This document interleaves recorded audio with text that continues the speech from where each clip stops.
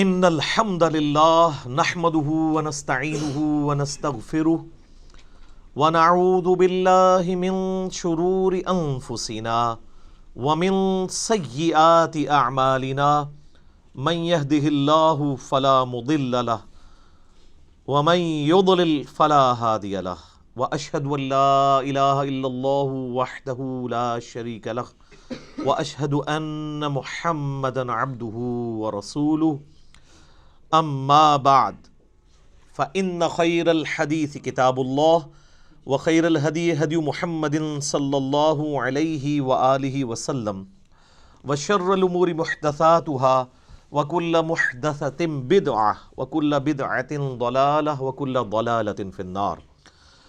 اعوذ باللہ السمیع العلیم من الشیطان الرجیم من ہمزہ ونفخہ ونفثہ بسم اللہ الرحمن الرحیم۔ رب اشرح لی صدری ویسر لی امری واحلل عقدۃ من لسانی یفقہوا قولی۔ بسم اللہ الرحمن الرحیم۔ ان اللہ وملائکتہ یصلون علی النبی یا ایہا الذین آمنوا صلوا علیہ وسلموا تسلیما۔ اللہم صلی علی محمد وعلی آل محمد کما صلیت علی ابراہیم وعلی آل ابراہیم انک حمید مجید۔ اللہم بارک علی محمد وعلی آل محمد کما بارکت علی ابراہیم وعلی آل ابراہیم انک حمید مجید۔ اللہم ربنا آتنا فی الدنیا حسنۃ وفی الآخرۃ حسنۃ وقنا عذاب النار۔ ربنا آتنا من لدنک رحمۃ وہیئ لنا من امرنا رشدا۔ لا الہ الا انت سبحانک انی کنت من الظالمین۔ حسبنا اللہ ونعم الوکیل۔ یا حی یا قیوم برحمتک استغیث ولا حول ولا قوة الا باللہ العلی العظیم۔ آمین۔ الحمدللہ آج 22 دسمبر 2019 کو سنڈے کے دن قرآن کلاس نمبر 9 میں ہم انشاءاللہ تعالیٰ سورۃ البقرہ کی آیت نمبر 6 سے آنورڈ سٹارٹ کریں گے۔ پچھلی کلاس کے اندر ہم نے سورۃ البقرہ کی پہلی 5 آیات کور کی تھیں اور بڑی ڈیٹیل کے ساتھ اس سورت کا تعارف بھی سنا تھا۔ اس میں ایک اہم بات جو میں نے کی تھی کہ سورۃ البقرہ کے آغاز ہی میں اللہ تعالیٰ نے جو انسانیت میں 3 کیٹیگریز پائی جاتی ہیں ہر زمانے میں ان کا ذکر کیا ہے۔ نمبر 1 ایمان والے لوگ جو بات قبول کر لیتے ہیں۔ نمبر 2 وہ لوگ جو کفر کی روش اختیار کیے ہوئے ہیں۔ اور نمبر 3 منافقین۔ دنیا کا کوئی بھی انسان آپ اٹھا لیں وہ ان 3 کیٹیگریز میں کہیں نہ کہیں فال کر رہا ہوگا، یا وہ ایمان والا ہوگا، یا وہ کافر ہوگا، یا وہ منافق ہوگا۔ اب منافق میں بھی 2 قسم کے منافق ہیں۔ ایک وہ ہے جو واقعتاً منافق ہیں، جن کو ہم اعتقادی منافق کہتے ہیں، یعنی اوپر انہوں نے اسلام کا لبادہ اوڑھا ہوا ہے لیکن اندر سے وہ کفر چھپائے ہوئے ہیں اپنے اندر۔ ایسے لوگ بہت خطرناک ہیں، اور ایسے لوگ صرف نبی صلی اللہ علیہ وآلہ وسلم کی مبارک زندگی ہی میں آئیڈینٹیفائی ہو سکتے تھے جب تک وحی کا سلسلہ جاری تھا۔ آج کی ڈیٹ میں ہم کسی کو منافق اعتقاداً تو نہیں کہہ سکتے، ہمیں نہیں پتا کہ اندر سے کوئی کیا ہے، ہم اس کے ظاہر کے اوپر بات کریں گے۔ لہذا یہ معاملہ تو اب قیامت تک کے لیے بین ہو گیا کہ کوئی مسلمان کسی دوسرے مسلمان اہل قبلہ کو، اہل کلمہ کو منافق کہہ دے۔ رہا عملی منافق تو معذرت کے ساتھ مسلمانوں کی اکثریت عملاً منافق ہو چکی ہے، کیونکہ بخاری اور مسلم میں جو منافق کی 4 نشانیاں بیان ہوئی ہیں وہ آلموسٹ میجارٹی مسلمانوں میں پائی جاتی ہیں۔ نمبر 1 بات کرے تو جھوٹ بولے۔ اسی طریقے سے نمبر 2 کبھی اس کا جھگڑا ہو جائے تو گالی گلوچ پہ اتر ہے۔ امانت رکھی جائے تو خیانت کرے۔ تو یہ عملاً پریکٹیکلی مسلمانوں میں منافقت پائی جاتی ہے۔ اس کے باوجود ہم ایسے لوگوں کو بھی منافق نہیں کہیں گے، بلکہ کہیں گے کہ ان کا عمل منافقانہ ہے، عقیدے میں مسلمان ہی ہے۔ تو اس کے لیے ٹرم ڈیوائز کی گئی ہے عملی منافق۔ اچھا، عملی کافر بھی ہو سکتا ہے کوئی مسلمان۔ صحیح مسلم میں 246 نمبر حدیث ہے، بندے کے کفر اور اسلام، شرک اور ایمان کے درمیان فرق نماز ہے۔ نماز نہ پڑھنے والا عقیدے میں اگرچہ مسلمان ہے لیکن عملاً وہ کافر ہے۔ تو بڑا کلیئر کٹ مسئلہ ہے۔ سورہ روم کے اندر آیا نا، وَأَقِيمُوا الصَّلَاةَ وَلَا تَكُونُوا مِنَ الْمُشْرِكِينَ، اور نماز کو قائم کرو اور مشرکین میں شامل نہ ہو۔ یعنی نماز قائم کرنے والا مسلمان ہے اور نماز کو چھوڑنے والا عملاً تو وہ مشرک ہے، عقیدے مسلمان ہے اس لیے ہم اس کی تکفیر نہیں کریں گے۔ تو کافر بھی دو قسم کے ہیں، عملاً کافر اور اعتقاداً کافر۔ اعتقاداً کافر تو ظاہر ہے کہ جو خود اپنے آپ کو کافر بول کے کہہ رہے ہیں کہ ہم اللہ کو، رسول کو، آخرت کو یا قرآن کو نہیں مانتے، وہ ہمارے سامنے کرسچنز ہوں، جیوز ہوں، بدھسٹ ہوں، ہندو ہوں۔ لیکن عملاً جو کافر ہیں مسلمانوں میں، آپ کو پاکستان جو اپنے آپ کو ہم کہتے ہیں جی اسلام کا قلعہ ہے، یہاں پہ بھی اکثریت جو ہے وہ بے نمازی ہے، لیکن پاکستان کے شناختی کارڈ میں وہ مسلمان ہے، اللہ کے ہاں وہ مسلمان نہیں ہے۔ یہ بڑا خطرناک معاملہ ہے۔ تو یہ تین کیٹیگریز ہر زمانے میں پائی جاتی ہیں۔ ایمان والوں کے حوالے سے میں نے پچھلی دفعہ بڑی ڈیٹیل سے ڈسکشن کی تھی۔ آج اگلی دو کیٹیگریز انشاءاللہ ہم کور کریں گے، اور اس میں بھی آپ حیران ہوں گے کہ کافروں کے بارے میں صرف 2 آیات آئی ہیں، اور اس کے بعد مسلسل کئی آیات منافقین کے بارے میں۔ ایمان والوں سے متعلق 5 آیات ہیں، کافروں سے متعلق 2 آیات ہیں، 7 ہوئیں۔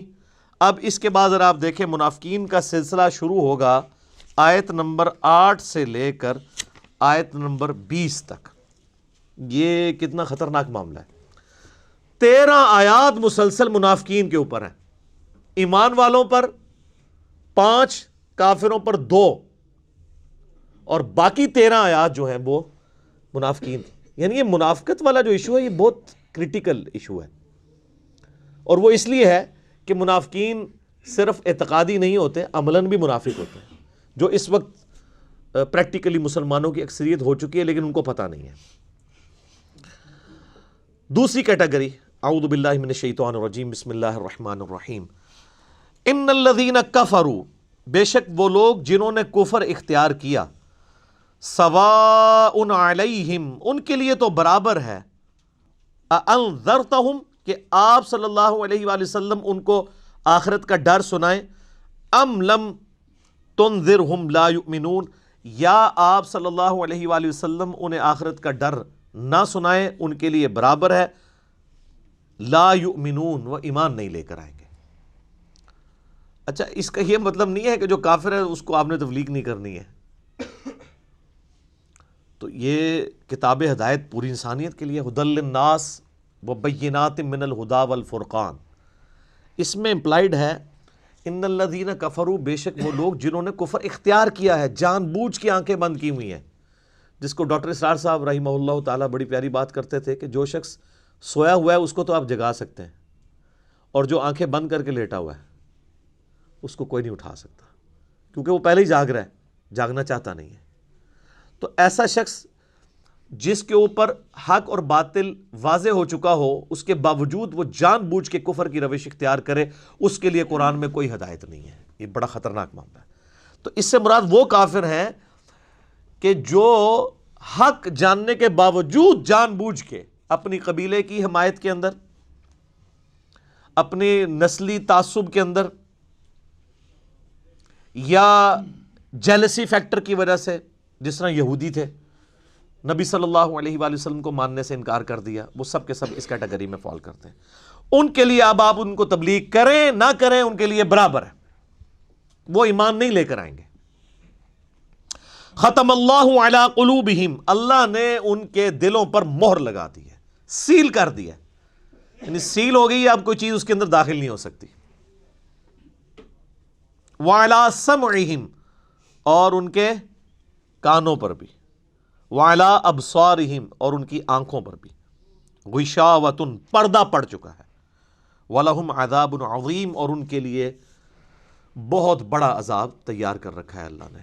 وَلِعَوْذُ بِاللَّهِ تَعَالَى اللَّهُمَّ أَجِرْنَا مِنَ النَّارِ اللہم اجرنا من النار، اللہم اجرنا من النار۔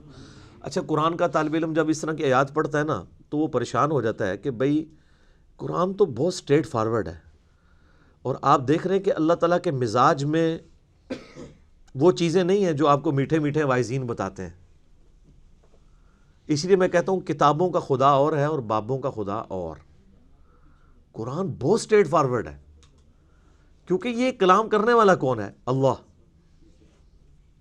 بے پرواہ ہے، اور وہ اسی پیشن کے ساتھ بات کرے گا تو آپ بھی اللہ کو سیریس لیں گے نا۔ اور اگر آپ کو یہ کہانی کرائی جائے گی، خیر ہے، جیسے ایک نانی اماں ہوتی ہیں، ایک دادی اماں ہوتی ہیں، تو اللہ تعالیٰ تو نانی اور دادی سے بھی بڑھ کے رحم کرنے والا ہے۔ یہ کہانی، یہ کس آیت میں، کس حدیث میں لکھی ہوئی ہے یہ بات؟ اور میں اس کو پھر اینٹی وینم الزامی جواب کے طور پہ، پھکی کے طور پہ کہتا ہوں کہ اگر یہ نانی دادی اور ماں کے ساتھ آپ اللہ کو تشبیہ دے رہے ہیں اس کی محبت کو، تو کیا یہ نانی دادی اور ماں والی محبت اللہ تعالیٰ کی ابو جہل اور فرعون کے ساتھ بھی ہے؟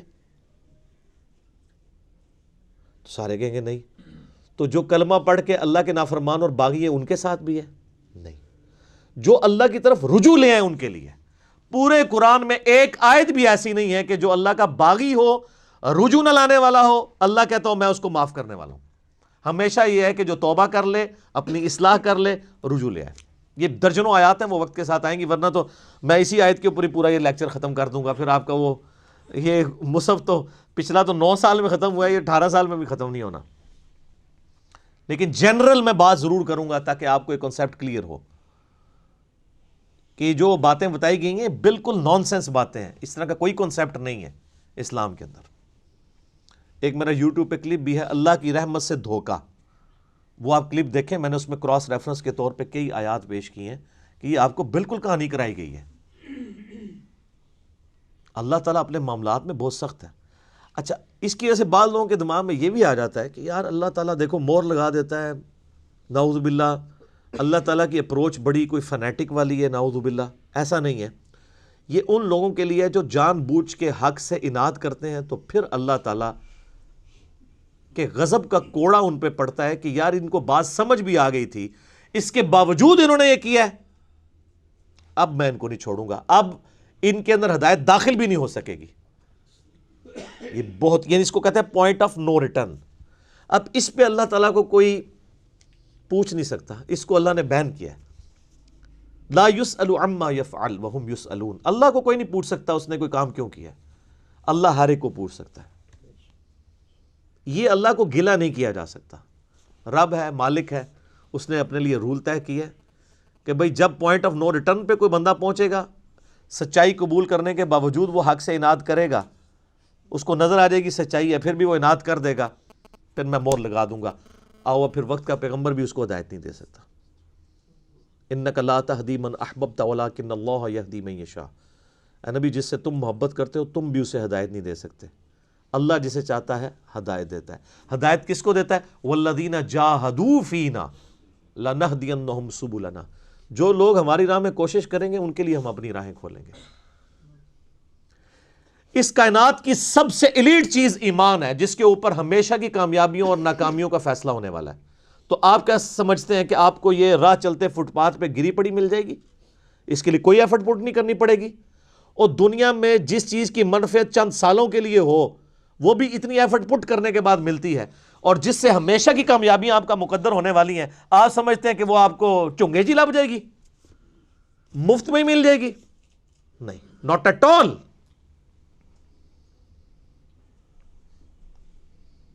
میری وائف نے جب پہلی دفعہ قرآن پڑھا نا شادی کے بعد، میں نے اس کو ایک قرآن کلاس ہوتی تھی رمضان شریف میں، تو میں نے کہا میں بچے وغیرہ میں دیکھوں گا، تم نہ صرف ایک دفعہ قرآن پڑھ لو تاکہ تمہیں پتہ چلے قرآن میں لکھا کیا ہوا ہے۔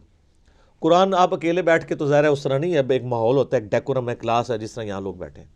تو رمضان میں پورا قرآن اس نے مکمل کیا نا، تو میں نے اس سے پوچھا تم نے کیا یعنی اس سے حاصل کیا؟ اس نے کہا جی اللہ بہت سخت ہے، اور جس خدا کا تعارف ہمیں ہمارے ماں باپ اور یہ معاشرہ کرواتا ہے وہ خدا نہیں ہے جو قرآن میں ہے۔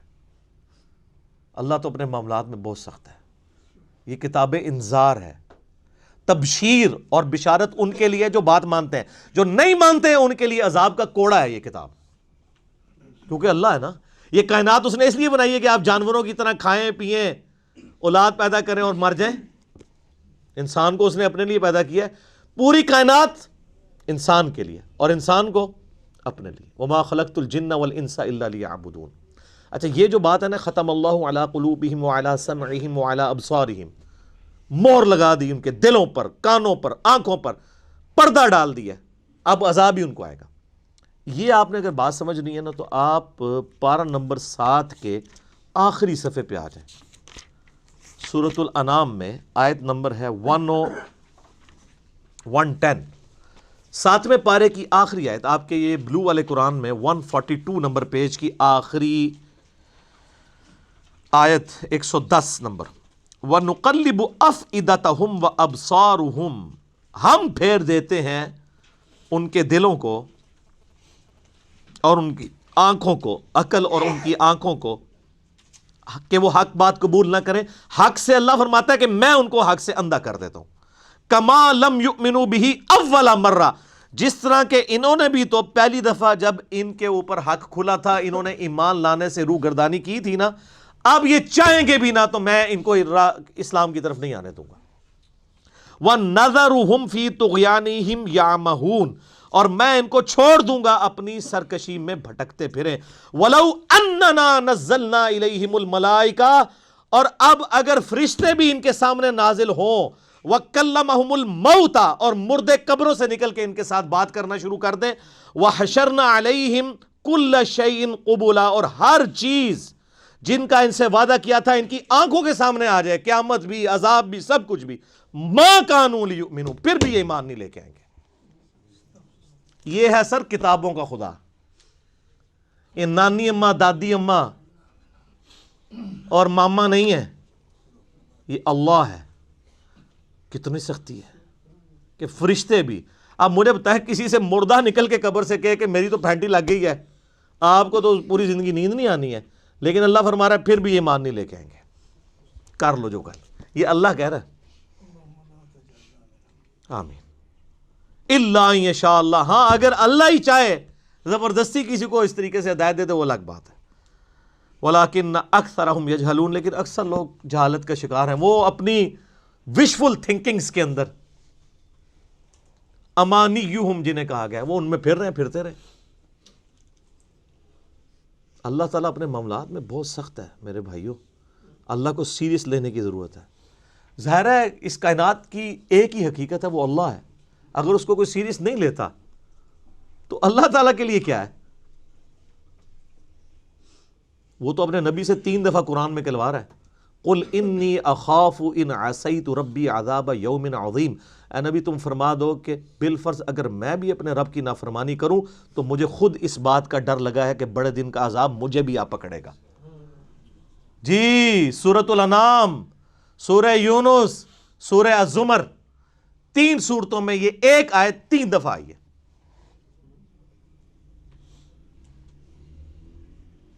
آپ مجھے بتائیں جو آپ کو کہتے ہیں جناب ہم بخشوا لیں گے, ہم اپنے مریدوں کو لے جائیں گے, اور تو انہوں کھنگن نہیں دینا کسی نے ہوتے. تو یہ اس لیے کہ نہ انہوں نے خود قرآن پڑھا ہوا ہے اور نہ آپ کو پڑھنے دیں گے, ورنہ آپ کا دماغ کھل جائے گا.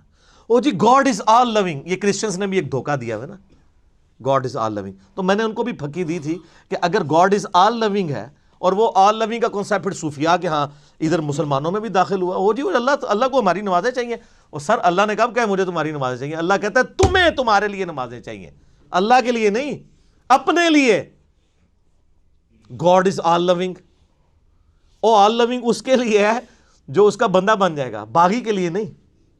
تو پھر میں نے ان کو دنیاوی طور پہ ایک الزامی جواب, اینٹی وینم پھکی دی ہے کہ بتاؤ تمہارے دشمن کی بھی بیوی ہو اگر کوئی اور اس کے چھوٹے چھوٹے 4 بچے ہوں, کیا تم اپنے دشمن کے لیے خواہش رکھو گے کہ اس کی بیوی چھوٹے چھوٹے 4 بچے چھوڑ کے مر جائے اور اس کے بچے سوتیلی ماں کے ہاتھوں پٹتے رہیں, ان کے مینٹل ماڈلز تک بدل جائیں؟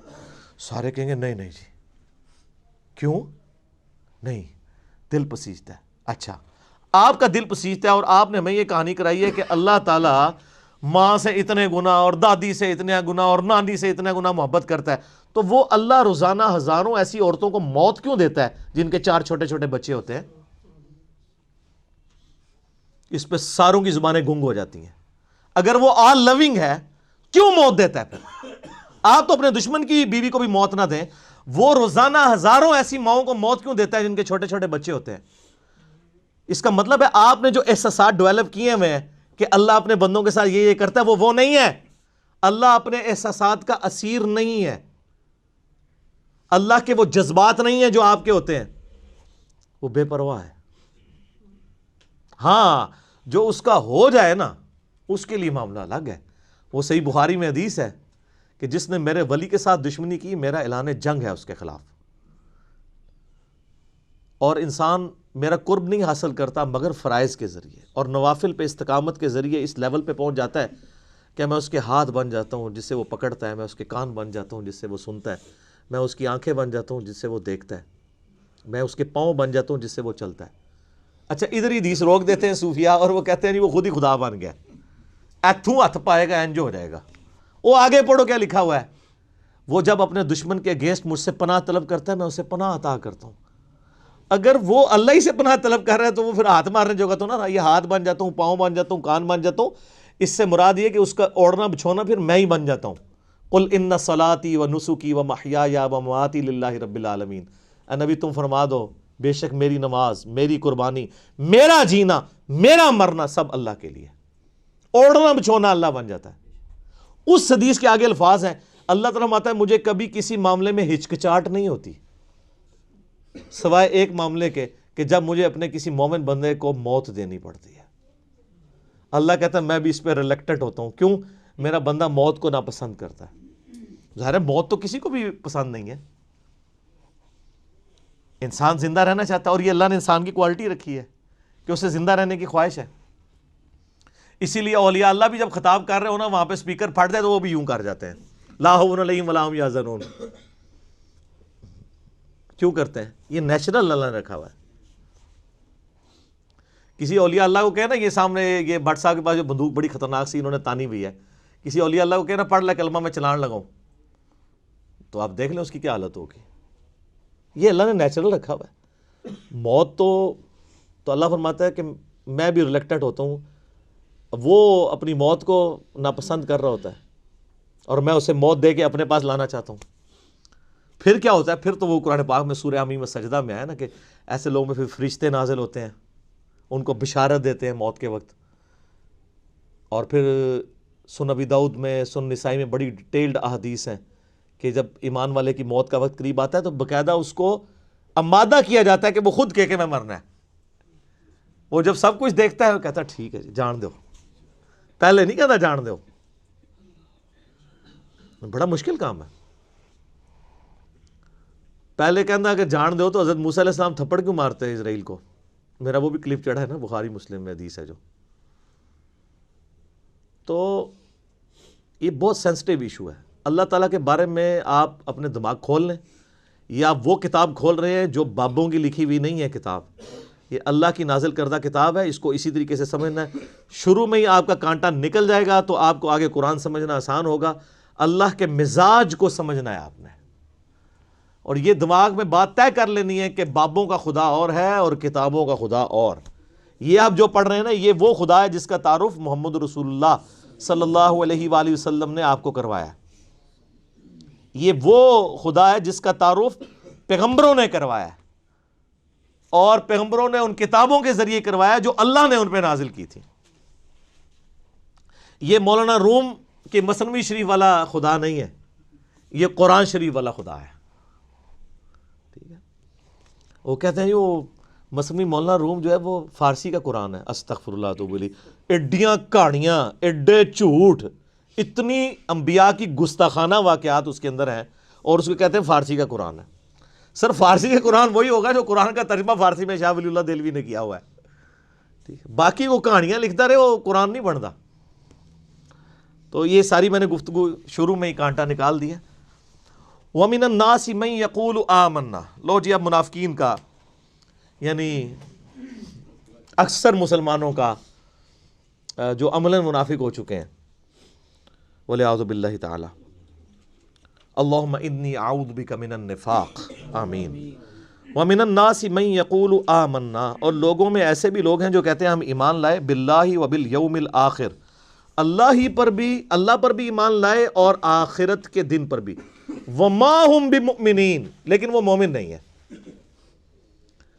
ایمان لے بھی آئے مومن نہیں ہے۔ سر کتنا جاہ و جلال ہے، انسان پریشان نہیں ہو جاتا؟ پہلے اللہ تعالیٰ کہہ رہا ہے کہ جو کفر کیے ہوئے ہیں ان کو سمجھاؤ تب بھی ایمان نہیں لے کے آئیں گے، موریں لگ گئی ہیں۔ اب جو بیچارے ایمان لا رہے ہیں ان کے بارے میں اللہ کہہ رہا ہے یہ ایمان نہیں لائے، کیا ہو گیا؟ یخادعون اللہ والذین آمنوا، یہ تو فریب دینا چاہتے ہیں اللہ کو بھی اور ایمان والوں کو بھی، یعنی اوپر سے کلمہ پڑے ہوئے ہیں دب کے۔ یہ اسپیسیفکلی یہودی علماء اور ان کے فالورز کے بارے میں تھا، اسلام کے روب کی وجہ سے دب گئے۔ آپ کو پتہ ہے نا، اوس اور خزرج یہ دو قبیلے تھے مشرکین عرب کے مدینہ شریف میں جو آباد تھے، اور دونوں کے سردار مسلمان ہو گئے تھے۔ اوس کے سردار تھے سیدنا سعد ابن معاذ رضی اللہ تعالیٰ عنہ، اور خزرج کے سردار تھے سیدنا سعد ابن عبادہ رضی اللہ تعالیٰ عنہ۔ تو اس کی وجہ سے ان کے پورے پورے قبیلے مسلمان ہو گئے۔ اچھا، یہ علمی طور پہ تو اتنے ساؤنڈ نہیں تھے، امی تھے، ان پڑھ تھے، لیکن جنگجو بہت تھے۔ اور دوسری طرف یہودی بزدل تھے لیکن علم والے تھے۔ ان کی آپس میں اسلام سے پہلے جنگیں ہوتی تھیں، جب کبھی اوس اور خزرج سے یہ مار کھاتے تھے کیونکہ وہ تو جنگجو لوگ تھے، تو یہودی کہتے تھے اب تو تم ہمیں مارتے ہو، لیکن جب وہ آخری پیغمبر آئیں گے نا ان کے ساتھ مل کے، یہ بھی ذکر آ جائے گا سورۃ الانعام میں، اسی سورہ البقرہ میں 89 نمبر آیت میں، تو جب وہ پیغمبر آئیں گے نا تو پھر ہم ان کے ساتھ مل کے جہاد کریں گے، پھر ہم پوری دنیا کے اوپر اللہ کا ڈنکا بجائیں گے۔ آج تو تم مشرکین ہم پہ غالب آتے ہو نا، لیکن ایک دن آئے گا کہ ہم تم پہ غلبہ پائیں گے۔ یہ وہ دھمکی یہودی لگایا کرتے تھے اوس اور خزرج کو، لیکن اللہ کا کرنا دیکھے سر، جب وہ آخری پیغمبر آئے تو سب سے پہلے کفر کیا انہی یہودیوں نے جو تڑی لگایا کرتے تھے، اور سب سے پہلے ایمان انہی اوس اور خزرج نے قبول کر لیا جن کو وہ تڑی لگایا کرتے تھے۔ اوس اور خزرج جب حج کے لیے پہنچے نا تو ان میں سے کچھ لوگ نے آبزرو کیا، ان کا یار یہ وہی پیغمبر لگتے ہیں جن کے بارے میں ہمیں تڑی لگائی جاتی تھی، اس سے پہلے کہ یہودی ایمان لے آئیں تم ہی ان پر ایمان لے آؤ، اور اللہ نے انہیں دنیا کا امام بنا دیا، اور وہ وہیں کے وہیں پڑے رہ گئے۔ اس کا مطلب ہے کہ اگر آپ کے پاس علم بھی ہے، نالج بھی ہے، لیکن آپ ہٹ درم ہے، آپ کے اندر وقت کا پیغمبر بھی آ جائے آپ کو کوئی فائدہ نہیں ہونا۔ اور اگر آپ چٹے ان پڑھ ہیں، جاہل ہیں، لیکن حق قبول کرنے کا مادہ موجود ہے، تو سر آج بھی آپ کے لیے ہدایت لکھی ہوئی ہے۔ تو اوس اور خزرج نے اسلام قبول کر لیا، لیکن نبی علیہ السلام کی جو ہجرت مدینہ سے جسٹ پہلے اوس اور خزرج ایک یہودی عبداللہ ابن ابی کے اوپر متفق ہو چکے ہوئے تھے کہ اس کو ہم نے مدینہ کا سردار بنانا ہے، لیکن اللہ کی کرنی ہوئی کہ وہ دو جہاں کا سردار ہجرت کر کے مدینہ شریف آ گیا صلی اللہ علیہ وآلہ وسلم۔ تو ظاہر ہے وہ پیغمبر بھی تھے، پولیٹیکل لیڈر بھی تھے، اور دینی لیڈر بھی تھے، تو عبداللہ ابن ابی کو کس نے پھر پوچھنا تھا؟ تو اس لیے اس کے دل میں یہ قلق تھا، تو اس نے پھر اس کا حل یہی سوچا کہ اب چونکہ منافق بزدل ہوتا ہے، منافق کی پہلی نشانی بزدل ہونا ہے، بزدل ہوتا ہے جبھی تو وہ حق بات قبول نہیں کرتا، دونوں پارٹیوں کو خوش رکھتا ہے۔ نفق عربی میں کہتے ہیں سرنگ کو، سرنگ کے دو حصے ہوتے ہیں نا، دونوں طرف نکلے ہوئے ہوتے ہیں، یعنی ادھر جب جائے گا تو کافروں کو خوش کرے گا، اسی تواڈے نال ہاں جی، مسلمانوں کے پاس جائے گا تو مسلمانوں کو خوش کرے گا۔ کیوں کہ بھائی اگر وہ ایک پارٹی کے ساتھ لگے گا نا تو دوسری پارٹی کے ساتھ جب جنگ ہوگی یا جھگڑا ہوگا تو اس کی بھی لائف سٹیک پہ لگے گی، تو وہ تو ہوتا ہے اپنی لائف بچانے والا، اس لیے پھر منافقت اختیار کر لیتا ہے کہ جس پارٹی کا پلڑا بھاری ہوگا میں اس کے ساتھ اٹیچ ہو جاؤں گا، تو دونوں کے ساتھ اپنی یاریاں لگا کے رکھی ہوتی ہے۔ جیسے یہاں پہ بھی ہمارے کئی بڑوں نے باہر یاریاں لگائی ہوتی ہیں، جب ادھر پٹتے ہیں تو فوراً جناب ریٹائر ہونے کی دیر ہے تو ٹکٹ کٹا کے باہر، آپ ادھر دیکھتے رہیں۔ ہاں جب وہ ادھر ہوتے ہیں تو آپ ان کی ماشاءاللہ حب الوطنی کے اوپر تقریریں سن لیں، امت کا جناب لگتا ہے پوری پاکستانی قوم کا درد ان کے دل کے اندر ہے، بعد میں پتہ نہیں کدھر قوم گئی کدھر گئی کوئی چیز، سب کا سب فارغ ہو جاتا ہے۔ تو یہ منافق بزدل ہوتا ہے۔ تو عبداللہ ابن ابی نے اوپر سے کلمہ پڑھ لیا۔ یہ نبی علیہ السلام کی مبارک زندگی کا سب سے نٹوریس کریکٹر تھا، جو شروع سے لے کے آخر تک آپ کے لیے ایک ذہنی جو ہے وہ تکلیف کا باعث بنا. غزوہ تبوک کے بھی بعد یہ مرا ہے، یعنی آپ علیہ السلام کی دنیا سے تشریف لے جانے سے کچھ عرصہ پہلے اس کو موت آئی ہے. پوری زندگی یہ تکلیف آپ کو اس کی وجہ سے اٹھانی پڑی ہے. وہ تو آگے سورہ توبہ آئے گی تو پھر اس کا ذکر تو چلے گا. اتنا ذکر تو آپ ابو جہل کا، ابو لہب کا اور ابو سفیان کا جو بعد میں مسلمان ہو گئے تھے رضی اللہ تعالیٰ عنہ، ان کا نہیں چلے گا جتنا عبداللہ ابن ابی کا. تو اس نے دیکھا کہ اچھا یار یہ تو اب پھر میں پھنس جاؤں گا، بہتر یہ ہے کہ میں بھی کلمہ پڑھ لیتا ہوں. اور صرف کلمہ نہیں پڑھا، کھڑپینچی بھی شروع کر دی. جمعے والے دن مسجد میں پہلے آ جانا اور ادھر ادھر صفحے سیدھی کرانا، یہ وہ جس طرح ہوتا ہے نا کوئی لوگوں کو کھڑپینچی کا شوق ہوتا ہے. تو یہ کام اس نے شروع کیے، لیکن اندر سے اسلام کی جڑیں کاٹی. ایسا کریکٹر تھا. تو اللہ تعالیٰ نے فرمایا کہ یہ اصل میں یہ چاہ رہے ہیں کہ اللہ کو دھوکہ دیں. اللہ کو کیا دھوکہ دینا ہے؟ یہ نہ اللہ کو دھوکہ دے سکتے ہیں نہ ایمان والوں کو. وما یخدعون الا انفسہم، یہ تو اپنے آپ کو دھوکہ دے رہے ہیں. اور اس سے بڑا کیا ظلم ہوا ہے ان کے اوپر؟ خود انہوں نے کیا. وما یشعرون، انہیں شعور بھی نہیں ہے کہ یہ تو اپنے آپ کو دھوکہ دے رہے ہیں. اپنے آپ کو کیوں دے رہے ہیں؟ آخرت برباد کر رہے ہیں. ہمیشہ کی ناکامیاں ان کا مقدر ہونے والی ہیں. ہٹ درمی اور ضد کی وجہ سے انہوں نے حق کی دعوت قبول نہیں کی ہے. پہلے تڑی لگاتے تھے، بعد میں رہ گئے. ادھر بھی اس طرح ہی ہوتا ہے نا جناب. آپ دیکھ رہے ہوتے ہیں یہ جب کوئی گستاخانہ کارٹون فلموں کا مسئلہ، کوئی اس طرح کے ایشو اٹھتے ہیں تو آپ کو ماشاءاللہ جو لوگ توڑ پھوڑ کرتے ہوئے سڑکوں کے اوپر گاڑیاں جلاتے ہوئے نظر آتے ہیں نا، پریکٹیکل ان کی لائف یہ ہوتی ہے. ان کو پوچھیں تو ان میں سے کئی لوگ جمعے کی نماز بھی نہیں پڑھتے ہوتے، کیونکہ یہ کام کرنا بہت آسان ہے. اور معذرت کے ساتھ منافقین پھر بھی ان سے بہتر تھے. رکھ رکھاؤ کے لیے نمازیں وہ پڑھتے تھے. صحیح مسلم شریف میں حدیث ہے، عبداللہ ابن مسعود کہتے ہیں کہ نبی علیہ السلام کے مبارک زمانے میں اگر کوئی بیمار آدمی بھی ہوتا اور 2 بندوں کے سہارے وہ مسجد میں آ کے جماعت سے نماز پڑھ سکتا ہوتا تھا تو 2 بندوں سے گھسٹتا ہوا مسجد میں آتا تھا کہ اسے منافق نہ شمار کر لیا جائے کہ یہ نماز گھر پڑھتا ہے. تو منافق بھی ماشاء اللہ تعالیٰ تکبیر اولیٰ کے ساتھ نماز پڑھا کرتے تھے. تو آپ مجھے بتائیں اس زمانے کے منافقین اور آج کے منافقین میں سے پریکٹیکلی ظاہر کے اعتبار سے کون سے بہتر منافق ہیں؟ وہ والا ہی. نبی علیہ السلام کی مبارک داڑھی میں بم دکھایا ان خبیثوں نے اور کارٹون بنائے. کتنے مسلمان نوجوان ہیں جنہوں نے توڑ پھوڑ کی بجائے کہا کہ جی انہوں نے داڑھی میں بم دکھایا، لو جی آج ہم داڑھی کی نیت کرتے ہیں، نال ٹھوس. تو یہ ساری جذباتی ڈاکٹرین ہے. حق بات کے اوپر چلنا یہ بہت مشکل کام ہے. نعرے لگانا بہت آسان ہے. تو اللہ تعالیٰ ماتا یہ اپنے آپ کو دھوکہ دے رہے ہیں، ان کو شعور بھی نہیں. فی قلوبہم مرض، ان کے دلوں میں تھا مرض. فزادہم اللہ مرضا، اللہ نے بھی ان کا مرض اور بڑھا دیا. دیکھیں یہ سٹائل دیکھیں گفتگو کا. ہمیں لوگ کہتے ہیں میٹھی میٹھی باتیں کرو.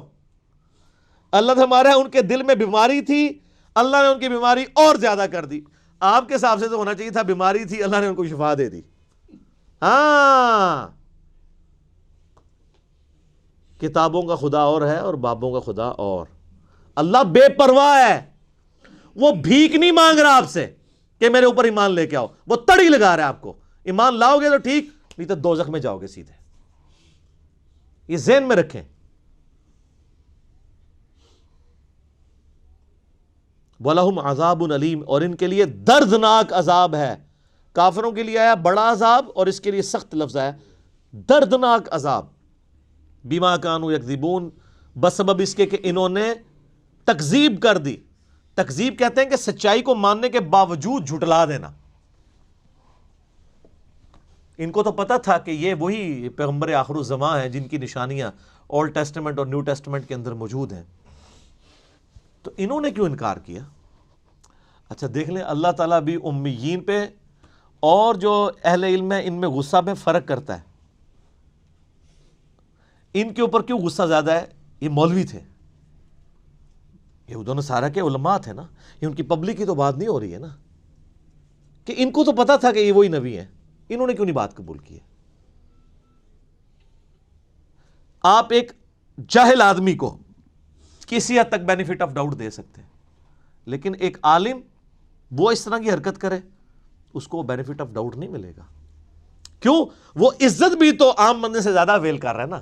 کل کو جب اس کا سکینڈل نکلے گا پھر اس نے یہ نہیں کہنا کہ جی جناب وہ اگر داڑھی والے یہ برا کام کرتے ہیں تو بغیر داڑھی والے بھی تو کرتے ہیں نا, ان کو کیوں نہیں میڈیا اچھالتا؟ اس لیے کہ سر بغیر داڑھی والا دین کے نام کے اوپر چندے اور بینک بیلنسز اور عزت کے ٹوکرے بھی تو انجوائے نہیں نہ کر رہا. تو سر پھر چوپڑیاں نالے دو تو نہیں ہونگی نا. آپ پراٹھا کھانا چاہتے ہیں وہ بھی دو, اس طرح تو نہیں ہوگا نا. تو دین کے نام کے اوپر جب آپ کھا رہے ہیں تو سر پھر جب آپ دین کے لیے دھبا بنیں گے تو آپ کی بے عزتی دوسرے لوگوں کی نسبت زیادہ ہی ہوگی. یہ لاجیکل ہے. اور سر قرآن میں تو سورۃ الاحزاب میں ہے, نبی کی بیوی ہو تم عام عورتوں کی طرح نہیں ہو, اگر تم نے بے حیائی کی تمہیں دگنا عذاب دیا جائے گا. کیوں؟ سٹیٹس ایسا ہے تو تمہارا سٹیٹس بھی ایسے ہی ہے.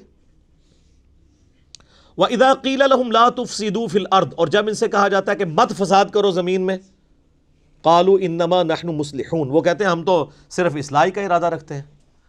یعنی یہ اللہ کہہ رہا ہے یہ فساد کر رہے ہیں. کیوں فساد یہ کر رہے ہیں؟ کہ اوپر سے ایمان قبول کیا ہوا ہے, ایمان والوں کو دھوکہ دے رہے ہیں, کافروں کے ساتھ بھی پینگیں بڑھائی ہوئی ہیں اور اندر سے جڑیں کاٹ رہے ہیں, اور کل کو جب جہاد کا موقع آئے گا تو یہ جو ہے وہ حصہ نہیں لیں گے. اور یہی ہوا ہے, آپ دیکھ لیں غزوہ احد کے اندر 700 لوگ لے کے وہ علیحدہ ہو گیا تھا عبداللہ ابن ابی, 300 لوگ لے کے. ٹھیک ہے جی. تو وہی عبداللہ ابن ابی نے جب یہ حرکت کی تو عبداللہ ابن مسعود کہتے ہیں کہ اللہ کی قسم اگر غزوہ احد سے پہلے مجھے کوئی پوچھتا کہ رسول اللہ کے صحابہ میں کوئی منافق بھی ہے تو میں کبھی نہ یہ بات مانتا, کیونکہ ساری ماشاءاللہ تکبیر اللہ سے نماز پڑھ رہے ہیں. یہ تو موقع ہے پتہ لگا نا کون کون محبوب کی امت سے ہے. یہ ویسے کہہ دینا تو آسان ہے جو کچھ بھی ہے تیرے محبوب کی امت سے ہے. یہ تو دودھ دہی کا کاروبار جب کرتے ہوئے پانی ملا رہا ہوگا پھر پتہ چلے گا نا کہ محبوب کی امت سے ہے کہ نہیں. جس نے ملاوٹ کی وہ ہم میں سے نہیں. صحیح مسلم کی حدیث. تو اللہ تعالیٰ فرماتا ہے کہ جب انہیں کہا جاتا ہے فساد مت کرو تو وہ کہتے ہیں ہم تو اصلاح کا ارادہ رکھتے ہیں, صلح صفائی سے چلنا چاہیے. کیونکہ منافقین ظاہر ہے چونکہ بزدل ہوتے تھے, جہاد کے بھی بڑے مخالف ہوتے تھے. اور جب نبی علیہ السلام نے, آپ کو پتہ ہے غزوہ بدر سے پہلے بھی آپ نے 8 مہمات روانہ کی تھی تاکہ عرب کے لوگوں کی لائف لائن کاٹی جائے, کیونکہ انہوں نے مسلمانوں کی ساری جائیدادوں پہ قبضہ کر لیا تھا. تو نبی علیہ السلام نے اس کے بدلے کے طور پر, اور یہ غزوہ بدر میں بھی ہوا, وہ آگے چل کے سورۃ الانفال میں آ جائے گا, تو کہتے تھے یہ لڑائی جھگڑے کا کوئی فائدہ نہیں ہے, بس میٹھی میٹھی باتیں. سر میٹھی میٹھی باتیں کرنے سے کبھی بدماش اپنی پوسٹ چھوڑیں گے؟ آج کافر کہتے ہیں جی اسلام نے تلوار کے زور کے اوپر رومن اور پرشین امپائر اکھاڑی ہے. تو سر پھر کس طرح اکھاڑتے؟ تلوار کے بغیر بدماش اپنی جگہ چھوڑتا ہے؟ نہیں. اسلام نے یہ جو نیا دور شروع کیا ہے وہ تلوار کے زور پہ کیا ہے. سورہ توبہ کی آیت نمبر 14 ہے کہ اللہ تعالیٰ صحابہ کرام سے کہتا ہے ہم تمہاری تلواریں ان کے اوپر مسلط کریں گے. صدیوں سے بیٹھے ہوئے بدماش کیسے اکھاڑے جائیں گے؟ تو یہ جہاد اور قتال کے پیچھے حکمت یہ تھی. لیکن آج جہاد اور قتال یہ ہے کہ وہ مسلمانوں کو اکھاڑنے کے لیے استعمال ہو رہا ہے. ایک مسلمان دوسرے کا گلا کاٹ رہا ہے جہاد کے نام کے اوپر. سر آپ دیکھتے نہیں پچھلے 30-40 سالوں میں سعودیہ اور ایران کی پراکسی وار میں جو کچھ ہمارے ملک کے اندر ہوا ہے, اور وہ آج تک ہم اس چنگل سے باہر نہیں نکل سکے. تو کہتے ہیں ہم تو اصلاح کا ارادہ رکھتے ہیں. الا انہم هم المفسدون, آگاہ ہو جاؤ یہی فسادی ہیں, ولکن لا یشعرون, لیکن انہیں شعور نہیں ہے. اللہ فرما رہا ہے یہ فسادی خود ہیں لیکن انہیں پتہ بھی نہیں ہے. اس سے بڑا ان کے ساتھ ہاتھ ہو گیا کہ ان کو پتہ بھی نہیں کہ توبہ میں توفیق بھی نہیں ہوگی. وَإِذَا قِيلَ لَهُمْ آمِنُوا, اور جب انہیں کہا جاتا ہے کہ ایمان لے آؤ, کما آمن الناس, جس طرح کہ باقی لوگ ایمان لے کے آئے ہیں جو کامل الایمان مومن ہیں مہاجرین اور انصار میں سے صحابہ کرام, جس طرح وہ ایمان لے کر ہیں تم بھی اسی طرح کا ایمان لے آؤ. قالوا انؤمن کما آمن السفہاء, وہ کہتے ہیں ہم ان بیوقوفوں کی طرح ایمان لے آئیں. ان کو تو نہ اپنے بیوی بچوں کی پرواہ ہے, نہ ان کو اپنی کوئی زندگی عزیز ہے. کل کو جہاد میں جائیں گے کٹ جائیں گے, پیچھے بیوی بچوں کا کیا بنے گا, یہ تو ہے ہی سارے بیوقوف ہیں. اور اللہ تعالیٰ کی طرف سے جواب سنیں, الا انہم هم السفہاء ولکن لا یعلمون, آگاہ ہو جو بے شک یہی لوگ ہی بیوقوف ہیں جو یہ صحابہ کرام کو بیوقوف کہہ رہے ہیں, لیکن ان کو خود بھی علم نہیں ہے. انہوں نے تو آخرت کا سودا کر لیا, سورہ توبہ میں آتا ہے ہم نے مومنین کی جانوں اور مال کے عوض ان کو جنت دے دی ہے، جنت کے عوض ان کی جان اور مال ہم نے خرید لیا ہے، اور خوشخبری ہو تمہیں اس بیعت کے اوپر جو اللہ سے تم نے بیعت کی ہے۔ ہمارے مسلمان بھی بیعت کرتے ہیں لیکن اپنا جان مال جو ہے وہ پیروں فقیروں پہ لٹا رہے ہوتے ہیں۔ اللہ فرماتا ہے کہ اللہ کے لیے لٹاؤ، بیعت اللہ سے ہو پیغمبر کے ذریعے صلی اللہ علیہ وآلہ وسلم۔ وَإِذَا لَقُوا الَّذِينَ آمَنُوا، اور جب یہ ملتے ہیں اہل ایمان سے، قَالُوا آمَنَّا، کہتے ہیں ہم ایمان لاتے ہیں۔ وَإِذَا خَلَوْا إِلَىٰ شَيَاطِينِهِمْ، اور جب اپنے شیطانوں کے ساتھ علیحدہ ہوتے ہیں یعنی دوسری پارٹی کے ساتھ، قَالُوا إِنَّا مَعَكُمْ، بے شک ہم تو تمہارے ساتھ ہیں، إِنَّمَا نَحْنُ مُسْتَهْزِئُونَ، ہم تو اوپر سے ہنسی مذاق کے طور پہ انہیں کہہ رہے ہوتے ہیں کہ ہم مسلمان ہیں۔ دوغلی پالیسی۔ اور اللہ نے کہا کہ اپنے شیطانوں کے ساتھ جب ملتے ہیں، شیطان کن کو کہا؟ ان کافروں کو، ان کے سرغنہ جو علماء یہود تھے ان کو۔ اب کٹھے ہوتے ہیں اپنے شیطانوں میں۔ اچھا، شیطان لفظ کے دو مطلب ہیں، ایک ہے اللہ کی رحمت سے دور، اور ایک شیطان کا مطلب ہے جو حسد اور بغض میں بھرا ہوا ہو۔ یہ بیک وقت دونوں معنی شیطان کے اوپر فٹ آتے ہیں۔ اللہ کی رحمت سے وہ دور ہے کیونکہ مردود بارگاہ ہے، اور اس میں حسد اور بغض ابن آدم کا پایا جاتا ہے کیونکہ وہ یہ سمجھتا ہے کہ نہ اللہ مجھے آدم علیہ السلام کے معاملے میں آزمائش میں ڈالتا اور نہ میں مردود بارگاہ ہوتا۔ تو یہ دونوں چیزیں اس میں، تو اللہ نے یہ انسانوں میں سے شیطان ہیں وہ لوگ جن کے ساتھ منافقین ملتے ہیں اور کہتے ہیں ہم تو مذاق کر رہے تھے، انما نحن مستہزئون، ہم تو صرف مذاق کر رہے تھے۔ اللہ تعالیٰ فرما رہا ہے اللہ یستہزئ بہم، اللہ ان کے ساتھ اصل میں مزاح فرما رہا ہے جیسا کہ اس کی شان کے لائق ہے۔ وَيَمُدُّهُمْ فِي طُغْيَانِهِمْ يَعْمَهُونَ، اور اللہ ان کو ڈھیل دے رہا ہے تاکہ اپنی سرکشی میں بھٹکتے رہیں اور سرکشی کریں تاکہ اور بڑے عذاب کے مستحق ہوں۔ اللہم اجرنا من النار، آمین۔ اچھا، یہاں پہ استہزاء کا لفظ اللہ نے اپنے لیے بھی استعمال کیا ہے۔ اس پہ اعلیٰ حضرت نے جو ترجمہ کیا ہے نا وہ انہوں نے عربی میں ہی کر دیا، اللہ ان سے استہزاء فرماتا ہے۔ باقی لوگوں نے ترجمہ کیا اللہ ان سے مذاق کرتا ہے، تو اس پہ پھر وہ باقی اعتراض کرتے ہیں کہ جی دیکھیں جی مذاق تو ایک نٹوریس چیز ہے، اور اس لیے یہ لفظ اللہ کی طرف منسوب کرنا جو ہے وہ گستاخی ہے، تو وہ پھر استہزاء کا ترجمہ استہزاء ہی کر دیتے ہیں۔ کوئی گستاخی نہیں ہے، اللہ نے جب لفظ استعمال کیا ہے تو وہ جن معنوں میں استعمال کیا آپ اسی، اور وہ بہتر ترجمہ ہے اللہ ان سے مزاح فرماتا ہے جیسا کہ اس کی شان کے لائق ہے۔ اس میں یہ جھگڑے میں نہیں پڑنا چاہیے جی آپ یہ نٹوریس ورڈ یوز کر رہے ہیں، اللہ نے خود کیا واللہ خیر الماکرین، خفیہ تدبیر ترجمہ کیا ہوا ہے، وہ تدبیر خود عربی کا لفظ ہے، وہ بھی آ سکتا تھا۔ اولئک الذین اشتروا الضلالۃ بالہدی، اللہ فرماتا ہے یہ ہیں وہ منافق جنہوں نے خرید لی ہے گمراہی ہدایت کے بدلے میں۔ ہدایت بیچ دی اپنے ہاتھوں سے، مفت کی ہدایت ملی ہوئی تھی اور گمراہی خرید لی۔ فما ربحت تجارتہم وما کانوا مہتدین، تو اب ان کو یہ تجارت نفع نہیں دے گی اور نہ وہ ہدایت پہ کبھی آئیں گے۔ انہوں نے یار دیکھیں بالکل کوئی شخص دریا کے کنارے پیاسا مر جائے تو کتنی بڑا بدبخت ہے۔ محمد رسول اللہ دنیا میں جلوہ افروز ہوں، اللہ کے ریپریزنٹیٹیو، ہر لحاظ سے حجت تمام ہوئی ہو، ان کی موجودگی میں بھی کوئی کفر کی موت مر جائے، اس سے بڑا کون بدبخت ہو سکتا ہے؟ تو اللہ فرماتا ہے انہوں نے تو ہدایت آئی ہوئی اپنے ہاتھوں سے دے کے گمراہی خرید لی ہے اور اب ان کو ہدایت نہیں ملنی ہے۔ اب دو مثالیں اللہ تعالیٰ نے بیان کی ہیں بڑی مزیدار منافقین کے بارے میں۔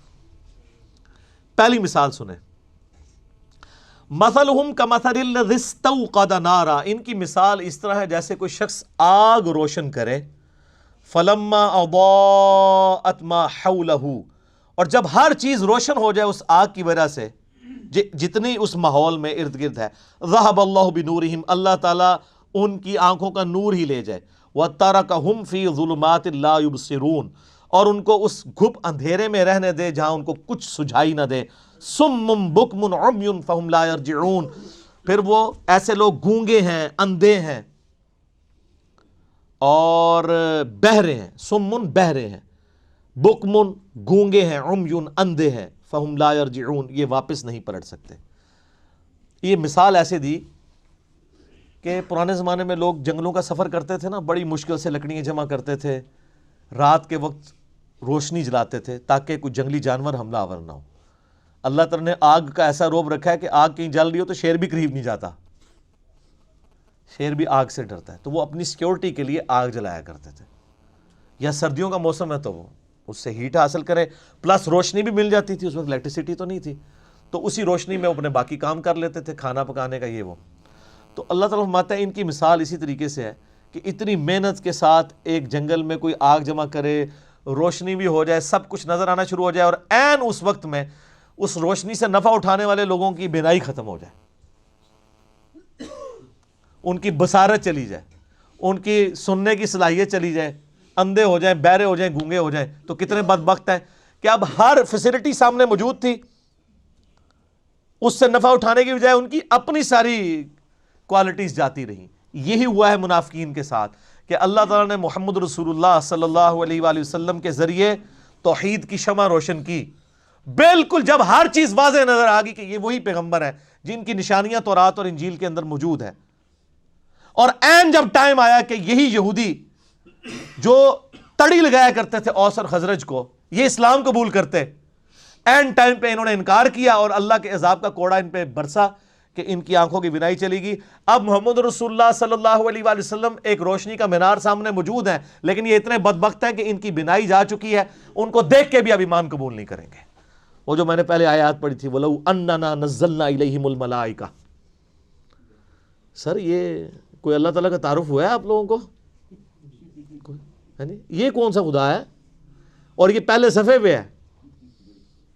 یہ نہیں ہے کہ 50 صفحے پڑھنے تو بعد کہتے ہیں پہلے میٹھی میٹھی باتیں کریں نا پھر کڑوی باتیں کریں. نہ, میٹھی باتوں سے کبھی بات سمجھ نہیں آتی ہے. دوسری مثال, او کصیب من السماء فیہ ظلمات ورعد. یا پھر ان کی مثال ایسی ہے کہ آسمان سے بادلوں سے می برس رہا ہو, بڑی تیز بارش ہو رہی ہو, فیہ ظلمات ورعد وبرق, اور اس بارش کے موسم کے اندر اندھیرا بھی چھایا ہوا ہو کالے بادلوں کی وجہ سے, اور گرج بھی ہو, اور بجلی بھی چمک رہی ہو, یعنی ایک طوفانی موسم ہو. یجعلون اصابعہم فی آذانہم من الصواعق حذر الموت. اور ٹھونستے ہیں یہ لوگ اپنی انگلیاں اپنے کانوں میں کڑک کے باعث موت کے ڈر سے. واللہ محیط بالکافرین. حالانکہ اللہ ایسے کافروں کو گھیرے ہوئے ہے. یکاد البرق یخطف ابصارہم. قریب ہے کہ بجلی اچک لے ان کی بینائی کو. کلما اضاء لہم مشوا فیہ. جب کبھی وہ بجلی چمکتی ہے تو اس بجلی کی چمک کی وجہ سے وہ روشنی جو آتی ہے اس روشنی میں چلنا شروع کر دیتے ہیں, کیونکہ گپ اندھیرا ہے کالے بادلوں کی وجہ سے, دن کے وقت بھی ہو جاتا ہے رات کے وقت بھی, اس روشنی کے سے تھوڑا سا راستہ نظر آتا ہے تو چلنا شروع کرتے ہیں. وَإِذَا أَظْلَمَ. اور جب وہ اس پہ اندھیرا چاہتا ہے, علیہم اس پر, ان پر, قاموا تو کھڑے ہو جاتے ہیں. وَلَوْ شَاءَ اللَّهُ لَذَهَبَ بِسَمْعِهِمْ وَأَبْصَارِهِمْ. اور اگر اللہ چاہتا تو ان کی سماعت بھی لے جاتا اور ان کی بصارت بھی, کانوں اور آنکھوں سے انہیں محروم کر دیتا. ان اللہ علی کل شیء قدیر. بے شک اللہ تعالی ہر چیز کے اوپر قدرت رکھتا ہے. یہ بڑی امپورٹنٹ مثال ہے. اللہ تعالیٰ نے مثال دی ہے کہ منافقین جو ہے نا وہ دین پہ کنارے کنارے چلتے ہیں. سورہ حج میں بھی آیت ہے کہ یہ کنارے کنارے چلتے ہیں, جس طرح آج کل مسلمانوں کی اکثریت ہے. اگر کوئی نوجوان بچہ دین کے اوپر چلنا شروع کرتا ہے, وہ کہتے ہیں یار کیا تو نے جوانی میں روگ لگا لیا, داڑھی رکھنی کو ضروری ہے, بس اپنی چپ کر کے نماز پڑھو. جو تھوڑے اور لبرل ہیں وہ کہتے ہیں نماز ہی پڑھنی ہے نا گھر ہی پڑھ لو, کیوں فنیٹک بن رہے ہو. حالات و واقعات جب فیور میں ہو تو سب ٹھیک, جیسے ہی مشکل آئے تو ساتھ ہی وضو ٹوٹ گیا. تو منافقین کے بارے میں بھی اللہ تعالیٰ ہمارے ان کی مثال ایسی ہے کہ یہ اللہ تعالیٰ کی طرف سے می برس رہا ہے, اللہ کی رحمت کا, نبی الاسلام کی موجودگی ہے, اللہ کی طرف سے وہی آسمان سے نازل ہو رہی ہے, لیکن یہ وہی خالی وہی نہیں آ رہی ہے, اس کے ساتھ پھر جہاد کی اور قتال کی تکلیفیں بھی جڑی ہوئی ہیں, معاشرے کی جو پابندیاں وہ بھی جڑی ہوئی ہیں. باپ کو بیٹے سے الگ ہونا پڑے گا, بھائی کو بھائی سے الگ ہونا پڑے گا. اب یہ منافقین کا حال یہ ہے, چونکہ یہ تو دنیا دار ہوتے ہیں, جب ان کے اوپر کوئی مصیبت آتی ہے نا تو ٹھٹک کے کھڑے ہو جاتے ہیں, دین پہ چلنے سے انکار کر دیتے ہیں, اور جب حالات سازگار ہوتے ہیں تو چلنا شروع کر دیتے ہیں. تو یہ مذبذبین بین ذالک، اس کے درمیان یہ اوسیلیٹ کرتے رہتے ہیں. حالات سازگار ہوں تو دین پہ چلیں گے، اور جیسے ہی مشکل وقت آئے گا ٹھٹک کے کھڑے ہو جائیں گے. تو یہی اکثر لوگ کرتے ہیں. یہ دین کے معاملات اب آپ دیکھ لیں، جب دین پہ چلنا آسان ہو تو سارے بڑے خوش ہیں، جب دین کے اوپر چلنا مشکل ہو جائے تو بڑے بڑے ایمان والوں کے بھی وضو ٹوٹ جاتے ہیں. تو منافقین کا بھی یہی حال تھا. وہ آپ آگے چل کے دیکھیں گے، جہاد کے اندر بھاگتے تھے، اور جب کبھی کامیابی ہو جاتی تھی کہتے تھے مال غنیمت میں سے ہمیں بھی حصہ دیں، ہم نے بھی جانا ہی تھا، بس وہ کوئی مجبوری ایسی ہو گئی. اور جب کبھی مسلمان شہید ہو جاتے ہیں، جس طرح غزوہ احد کے اندر ہوا، تو پھر اکیلے کہتے ہیں شکر ہے اسی پہلے ہی نہیں نال گئے. یہ سیم کریکٹر آج بھی مسلمانوں کے اندر موجود ہے، دین پہ کنارے کنارے. اور اس میں معذرت کے ساتھ سب سے بڑے مجرم ہمارے ماں باپ ہیں، اور ان کے ماں باپ، اور ان کے ماں باپ، جنہوں نے ہمیں بابوں کا دین دیا، کتابوں کا دین نہیں بتایا. اور اس سے بڑے مجرم آج کل کے وہ واعظین ہیں جو آپ کو یہ کہانیاں کراتے ہیں کہ آپ دین پہ چلیں تو انشاءاللہ سارے مسئلے حل ہو جائیں گے. سر یہ قرآن کی کس آیت میں لکھا ہوا ہے دین پہ چلنے سے آپ کے سارے مسئلے حل ہو جائیں گے؟ تو صحابہ کرام کے تو مسئلے کوئی نہیں حل ہوئے، ان کو تو جنگوں کی تکلیفوں سے گزرنا پڑا. ابو عبیدہ ابن جرح جنہوں نے یرموک کے اندر رومن امپائر کو گرایا ہے، وہ تو طاعون کے مرض میں پھوڑوں پورے جسم میں پھوڑے نکلے اور اسی حالت میں دنیا سے وہ گئے ہیں. ان کی تو تکلیفیں کوئی نہیں، ان کو دعائیں نہیں آتی تھیں، ان کو وظیفے نہیں آتے تھے. اللہ کے محبوب صلی اللہ علیہ وآلہ وسلم کو اپنی 3 جوان بیٹیاں اپنی زندگی میں دفنانی پڑی. چوتھی کے بارے میں بتا دیا گیا یہ بھی آپ کی وفات کے 6 مہینے کے بعد فوت ہو جائے گی. 4 بیٹے بچپن میں فوت ہو گئے، 2 بیٹیوں کو ایک ہی دن طلاق ہو گئی. تو اللہ کے نبی کی مشکلات کیا دنیاوی آسان ہو گئی تھی؟ صحابہ کرام کی دنیا میں کیا تکلیف آسان ہو گئی تھی؟ تکلیف جھیلنا آسان ہوگا، تکلیفیں کو نہیں ختم ہونی. ایک کنو کاٹ لو گال، وہ آسان اس لیے ہو جائے گا ان اللہ مع الصابرین، اللہ آپ کو صبر کی توفیق دے دے گا. بس تکلیفیں دور کوئی نہیں ہونی. یہ آپ کو کہانیاں کرا رہے ہیں لوگ، اور پھر لوگ جہاں رابطہ کرتے ہیں وہ جی جناب جب سے دین پہ چلے ہیں کاروبار خراب ہو گیا. تو ہمیں تو بتایا گیا تھا کاروبار چمکے گا، کہانی کرائی گئی تھی. ایسا تو نہیں ہوگا، مشکلات آئیں گی. جامعہ ترمذی میں ابو داؤد میں حدیث ہے کہ سب سے زیادہ تکلیفیں اللہ تعالیٰ کی طرف سے پیغمبروں پہ آتی ہیں، اس کے بعد ان پہ آتی ہیں جو ان کے بعد سب سے بڑھ کے اللہ کو محبوب ہوتے ہیں، اور اس کے بعد ان پہ آتی ہیں جو ان کے بعد سب سے بڑھ کر اللہ کو محبوب ہوتے ہیں. حتیٰ کہ انسان پہ تکلیفیں آتی رہتی ہیں اور اس کے بدلے اللہ اس کے گناہ معاف کرتا رہتا ہے، اور جب وہ دنیا سے اٹھایا جاتا ہے تو پاک و صاف اٹھایا جاتا ہے.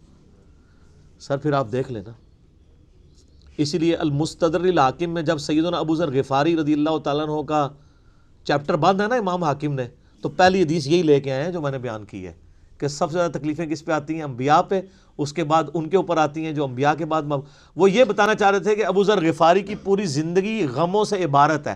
تو کوئی یہ نہ سمجھے کہ ان پہ غم کیوں ہے، تو وہ اس لیے کہ یہ انبیاء کے بعد سب سے بڑھ کر اللہ کو محبوب بندوں میں سے ایک بندہ تھا. اور میرا کلپ بھی آپ ذرا یوٹیوب پہ ایک اشک بار آنکھوں سے سننے والا کلپ ہے سیدنا ابو ذر غفاری صادق کے نام سے، تو آپ کو پتہ چلے کہ ان کی زندگی میں ان کو کیسی مشکلات اٹھانی پڑی. تو تکلیفیں جڑی ہوئی ہیں، ان کی تکلیفیں تو کوئی دور نہیں ہوئی. سیدنا ابو ذر غفاری رضی اللہ تعالیٰ عنہ کی، ان اللہ علی کل شیء قدیر، بے شک اللہ تعالیٰ ہر چیز پر قدرت رکھتا ہے. اللہ کی قدرت یہ بھی ہے کہ کسی کو زبردستی ہدایت دے دے، لیکن اس نے فیصلہ یہی طے کیا کہ جو کوشش کرے گا نا، پہلی کوشش آپ نے کرنی ہے. انا ہدیناہ السبیل اما شاکرا و اما کفورا، ہم نے راستہ ہدایت کا واضح کر دیا، اب تمہاری مرضی ہے، چاہے تو شکر گزاری کی روش اختیار کرو، خواہ نہ شکری کی. اللہ نے زبردستی ہدایت کوئی نہیں دینی، یہ اس کی ضد ہے، اس نے اپنا رول ہی ایسا رکھا ہے. ابو الحکم تھا ابو جہل، حکمت کا باپ، سارے فیصلے کرتا تھا وہاں کے بڑے بڑے، سمجھ لیں وہاں کا چیف جسٹس تھا. اور اسی کے غلام ہے سیدنا یاسر، سیدہ سمیہ ان کا بیٹا عمار بن یاسر، رضی اللہ عنہم اجمعین وعلیہم السلام اجمعین ورحمہم اللہ اجمعین. لیکن آپ دیکھ لیں اس ابو جہل کو ہدایت کوئی نہیں ملی ہے. سیدہ سمیہ کو مل گئی, سیدنا یاسر کو مل گئی, اور ایسی ہدایت ملی کہ جان بھی انہوں نے اپنی لٹا دی, اسلام کے پہلے شہید بنے, اور ابو جہل کو بات ہی نہیں سمجھ آئی. امیہ ابن خلف کو سمجھ نہیں آئی, ان کے غلام کو سیدنا بلال کو سمجھ آ گئی. تو جو کوشش کرے گا اس کے لیے ہدایت ہے, ورنہ کوئی ہدایت نہیں ہے. سیدھی سیدھی چنڈی جڑی اللہ کی طرفوں, بالکل کنو کاٹ لو گل. اور یہ نا یہ وہ جیسے الیاس قادری صاحب وہ مدنی چینل پہ اتنا بڑا انہوں نے لکھ کے لگایا ہوتا ہے نا, وہ بیج لگائے ہوتے ہیں, غیبت کے خلاف جنگ جاری رہے گی. سر یہ گلے میں تختی لٹکائیں کہ خدا بابوں کا خدا اور ہے اور کتابوں کا خدا اور. یہ تختیاں جو ہے نا آپ کے گلوں میں لٹکی ہونی چاہیے, اس کے بیج بنائیں, یہ اپنے گھروں کے باہر لکھ کے لگائیں. میں تو کہتا ہوں مسجدوں کے باہر یہ لکھ کے لگائیں, کتابوں کا خدا اور ہے اور بابوں کا خدا اور, تاکہ لوگوں کو پتہ چلے. ایک شعر اور بھی لکھ دیجیے گا. کون سا؟ نہ میں وابی نہ میں بابی, میں ہوں مسلم علمی کتابی. اور یہ علمی کتابی ہے, سورہ احقاف کی آیت نمبر 4 ہے, ایتونی بکتاب من قبل ھذا او اثارۃ من علم ان کنتم صادقین.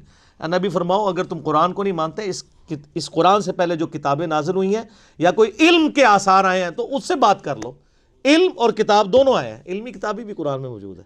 ٹھیک ہے جی, اللہ تعالیٰ سے دعا ہے جو حق بات میں نے کہی اللہ تعالیٰ ہمارے دلوں میں راسخ فرمائے. اگر جذبات میں میرے منہ سے کوئی غلط بات نکل گئی, اللہ تعالیٰ ہمارے دلوں سے محو کر دے, ہمیں معاف بھی کر دے, ہمیں کتاب و سنت کی تعلیمات پر عمل کر کے دوسرے بھائیوں تک پہنچانے کی توفیق عطا فرمائے. اللہم صلی علی محمد وعلی آل محمد کما صلیت علی ابراہیم وعلی آل ابراہیم انک حمید مجید. اللہم بارک علی محمد وعلی آل محمد کما بارکت علی ابراہیم وعلی آل ابراہیم انک حمید مجید. سبحانک اللہم وبحمدک اشہد ان لا الہ الا انت استغفرک واتوب الیک وما علینا الا البلاغ المبین. جزاکم اللہ خیرا.